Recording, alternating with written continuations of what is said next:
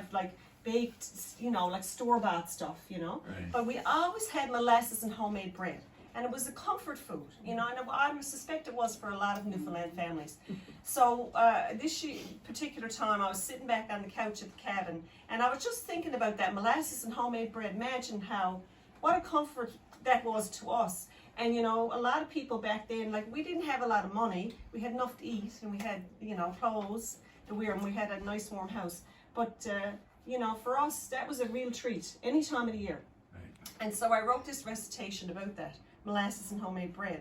Now, we never had butter, what you call butter, real butter, we'll say. We had either Eversweet or Good Luck margarine is what we had. But we always called it butter. Yeah. And in our family, there was always a big debate on the homemade bread. What did you put on first, the butter or the molasses? Because Mom there was 8 of us in the family.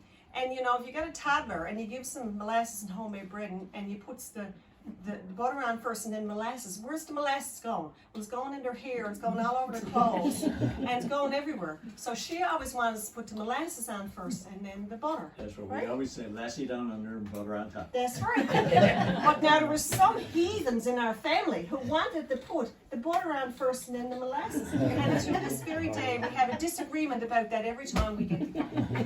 Anyway, this is all about molasses and homemade bread. In days of old, when moms baked bread and streams were cold and clear, when winter came and brought her snows and summertime came near, when we were kids and moms stayed home to rear up the whole crowd, when we had vegetable gardens in our yards and the beetles sounded loud, how I love to sit and ponder now those memories in my head, those days of berries, wood stoves, berries picked, and molasses and homemade bread. The sights, the sounds, the smells of it, the flowers, spoons, and cups, the bread and rise, the bread pans greased, the oven heated up, and when the first pans came out, with butter wrapped no doubt, Mom would grease the hot buns and turn the first loaves out. Well, they had to cool before she cut those precious loaves of bread. Of course there is an art to this, let me do it, she said. And so she cut the slices off for us 5 or 6 or 7, and we proceed to devour them, those pieces of white heaven. The way to eat bread and molasses was a source of great debate. Did you put the butter on it first and make the molasses wait?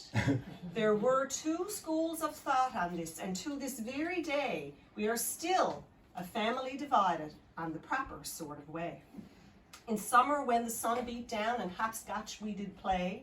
In fall, when leaves were turning with the shortening of day. Or in winter, coming home from sliding, or shinny on the pond, our mittens stiff with ice and snow, after nighttime had come on. There was no nicer treat to find, nothing better before bed, than that special, yummy, delicious slice of molasses and homemade bread. A cup of tea to warm you up, a bed lunch for your belly, or a relish to bring your stomach to instead of a bowl of jelly. What joy it is to have now those memories in my head of days gone by when growing up and molasses and homemade bread. Nice job.